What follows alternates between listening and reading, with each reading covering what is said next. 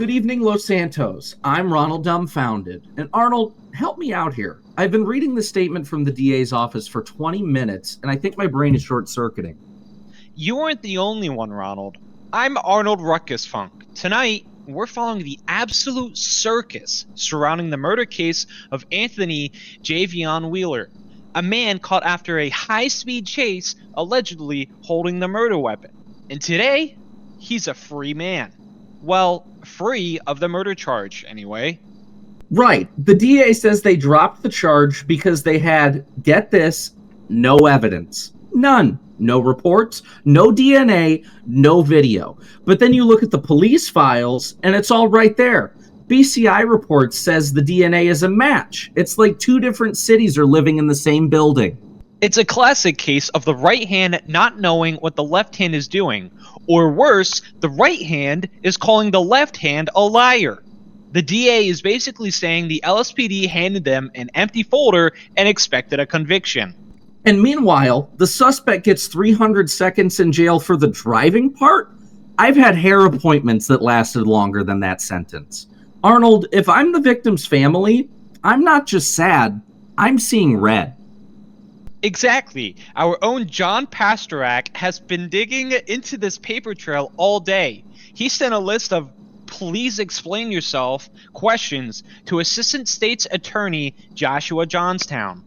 I hope he brings a magnifying glass, because someone is losing very important paperwork. Let's go to John now with the latest on this procedural failure. John?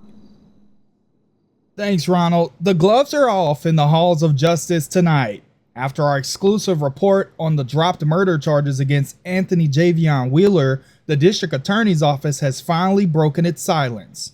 But they aren't apologizing, they're pointing fingers.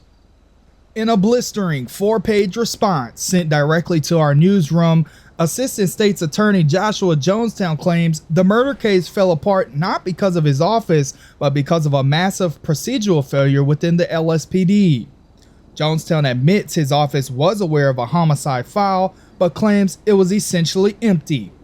He alleges that as late as March 21st, LSPD Lieutenant Tanner Muzzy told the prosecution, quote, without qualification, that there were no physical forensic reports, no medical reports, and no death reports available to submit. The DA's defense, while the police told us they had a blood-stained knife and CCTV footage, Johnstown claims his office was told that evidence was still being verified and was never actually delivered. He argues that blood on a knife is enough for an arrest, but without a formal medical report, it isn't enough to win a murder trial. So where does this leave the suspect? Javion Wheeler didn't walk entirely free.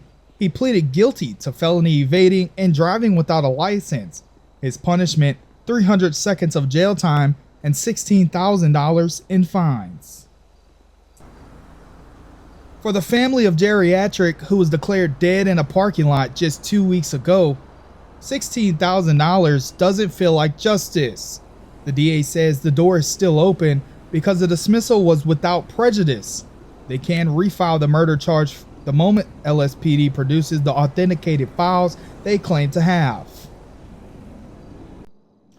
Tonight, the city is left with one burning question. Did the police lose the evidence, or did the DA lose his nerve? Weasel News will continue to demand for the truth. Weasel News I-Team, John Pastorak, back to you. Stay with us. Weasel News at 10 is just getting started.